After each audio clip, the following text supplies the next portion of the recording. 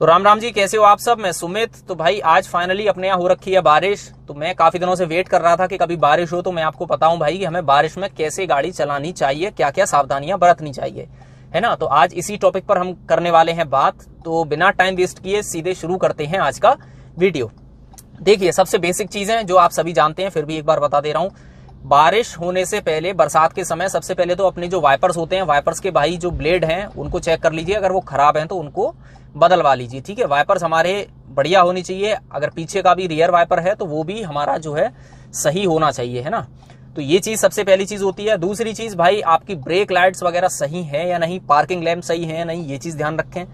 अब जब भी आप बरसात में चलो भाई, सबसे पहली चीज जो है, अपनी जो पार्किंग लैंप्स होती है ना वो ऑन करके रखें, ये वाली, ठीक है। इससे क्या होता है, पीछे की जो ब्रेक लाइट्स होती हैं हमारी वो हल्की हल्की जल जाती है।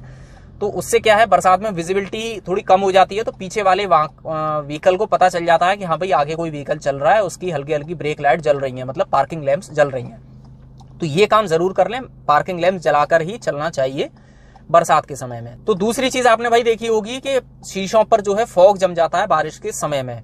तो उससे हमें बचना चाहिए। बहुत से लोग क्या करते हैं भाई, फॉग जमता है उसको ऐसे ऐसे हाथ से साफ कर लेते हैं कि थोड़ा थोड़ा उन्हें दिखता रहे। ये काम बिल्कुल मत किया करो भाई। हाथ के जो निशान है ना वो शीशे पर आ जाते हैं, और उसके बाद अगर रात में आप ड्राइव करोगे ना तो शीशा बहुत गंदा हो जाता है, बहुत ज्यादा परेशानी पैदा कर देता है। इसका सबसे बढ़िया इंतजाम क्या है, देखो, अगर आपने रेन वाइजर लगवाए हुए हैं अपनी गाड़ी में, रेन वाइजर मतलब ये है ना, कुछ लोग इसको डोर वाइजर बोलते हैं, कुछ रेन वाइजर। ये रेन वाइजर होता है। इसका मतलब यही है कि अगर बरसात में आप चल रहे हो तो आपकी गाड़ी में अंदर पानी ना आए और आप इतने इतने शीशे खोल लो।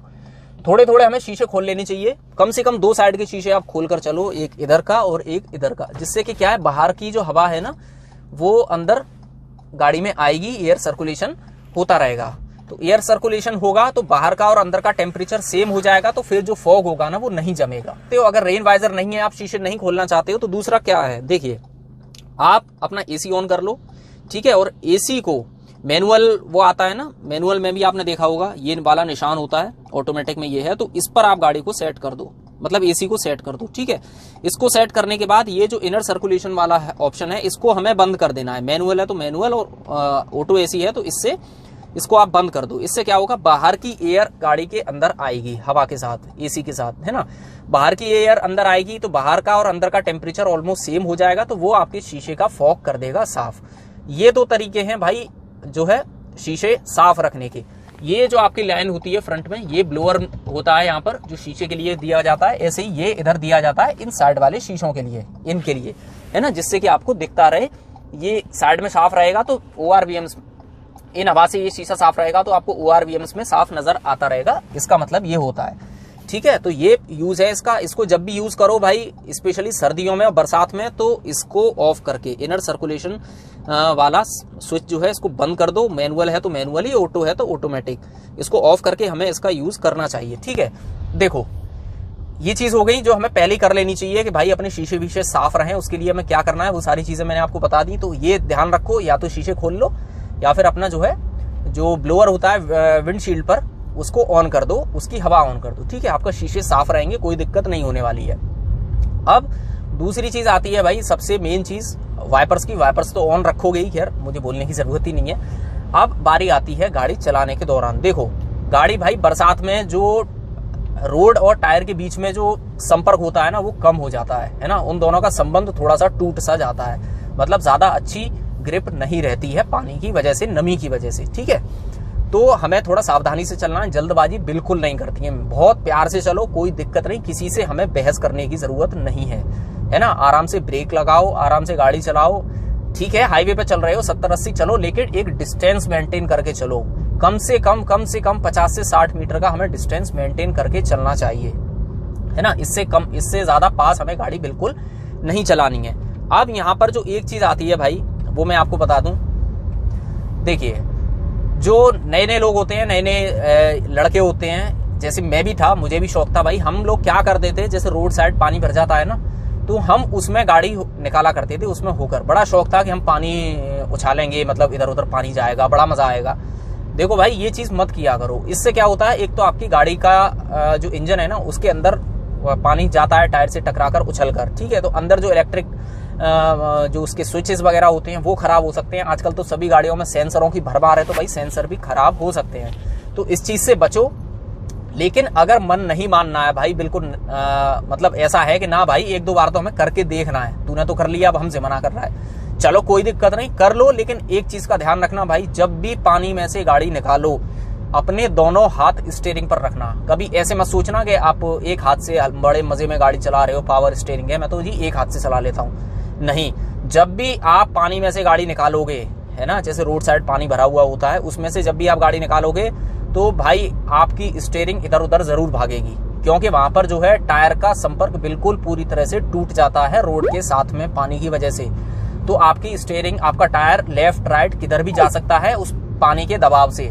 तो इसीलिए मैं बता रहा हूं आपको, जब भी पानी में से गाड़ी निकालो दोनों हाथ स्टीयरिंग पर रखना अच्छी तरह से पकड़कर, ठीक है। ये चीज भाई ध्यान रखना, इसमें गलती मत करना। मैंने बहुत केसेस देखे हैं भाई, लोग जो है मजे मजे में ऐसी गाड़ी निकाल लेते हैं और एक्सीडेंट हो जाता है, डिवाइडर से टकरा गए, किसी दीवार से टकरा गए, मैंने देखा है, आंखों देखी बता रहा हूँ। इसीलिए भाई संभाल कर चलाना, और प्रैक्टिकली मैंने इस तरह से गाड़ी निकाली है, इसीलिए मुझे पता है कि गाड़ी इधर उधर भागती है, स्टीयरिंग हमें टाइटली होल्ड करना होता है, ठीक है। अलावा भाई छोटी छोटी बातें ये है कि ब्रेक वगैरह अपने थोड़े पहले ही लगाने शुरू कर दिया करो। जैसे आपको दिख रहा है, आप नॉर्मली गाड़ी चलाते हो, आपको पता है कि मैं यहाँ से ब्रेक लगाऊंगा तो 10 मीटर मेरी आगे गाड़ी रुक जाएगी, लेकिन बरसात के समय में इस काम को थोड़ा पहले ही कर लेना चाहिए, है ना। 10 मीटर की जगह आप 15 मीटर लेके चलो, ठीक है, क्योंकि जो है मैंने बता दिया आपका टायर का जो संपर्क होता है वो उतना अच्छा नहीं रहता। तो ब्रेक्स पहले से ही एडवांस में पहले से ही लेकर चलो, जिससे कि कोई दिक्कत आपको न हो।